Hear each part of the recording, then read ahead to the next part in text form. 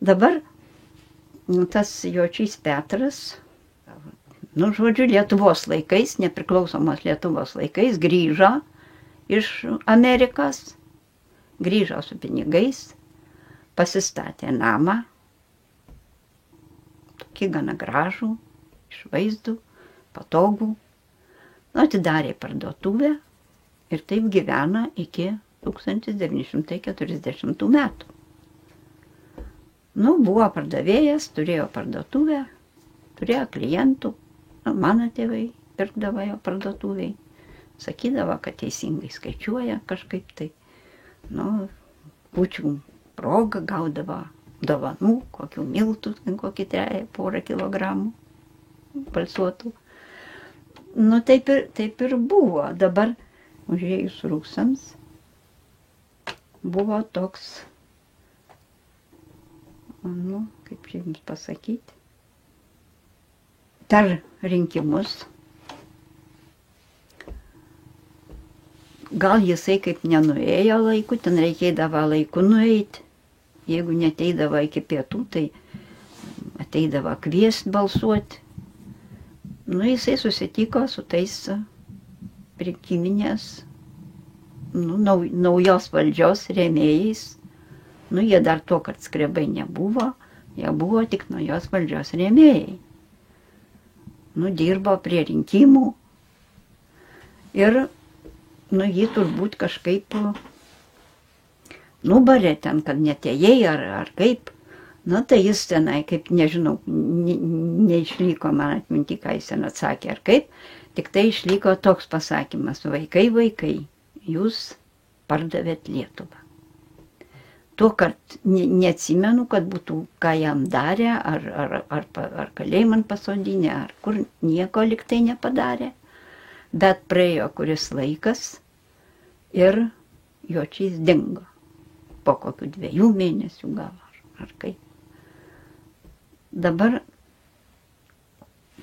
tada Aloyzas man taip sakė: senis buvo dar tvirtas, dar ir pagalę reiktų jį užmušti. Tai po kokių 3 mėnesių jis kalėjime mirė. Tai tada jo namas liko be šeimininko. O jo name, su juo buvo gyvenusi žmona, duktė Onutė. Jo sūnus buvo Jočys Andrius, Jočys Ignas. Andrius Lietuvos laikais buvo policininkas, turėjo savo namą Aleksandravėliai. Tam name vėliau sovietmečių buvo veterinarija. Dabar gal jau niekas negyvena. Ignas buvo siuvėjas, siūti išmokęs 14 metų rusų karo belaisvis, vokiečių, paimtas vokiečių. Gyvendamas nelaisvėje Vokietijoje išmoko siūti ir buvo geras siuvėjas. Taip man kažkas pasakojo, ne Aloyzas pasakojo, kažkas kitas pasakojo, bet nebeprisimenu kas. Ir Jočys tai mirė, šitas Ignas mirė, o Jočys Andrius, tas sūnus policininkas, buvo įkalintas, o paskui žmona ir duktė išvežtas į Krasnojarsko kraštą 48 metais. Jis kalėjime mirė. Ta Onutė, jos mama ir duktė, Jočio duktė Ona, išėjo iš to namo galo, kuris yra į šiaurę. Jeigu jūs apie jį apžiūrėtumėt, išėjo gyventi į Igno Jočio namus. Ten irgi buvo tik tai Jočienė, o Jočys jau buvo miręs. Vokiečių laikais atrodo.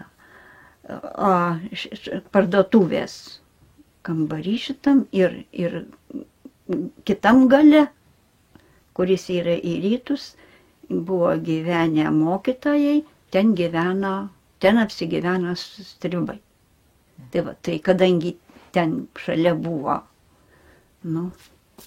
ne ta, nu, kaip pasakyti, priešingų ideologijų žmonės, jos išėjo, paliko tos namus.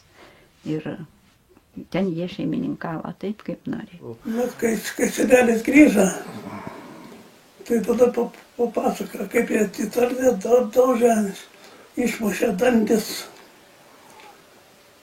Nu ir prabuvo jis likti atrodo 2 savaitės.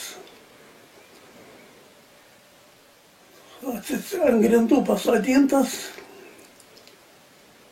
atsigulti tik tai paskui ant grindų galėdavo.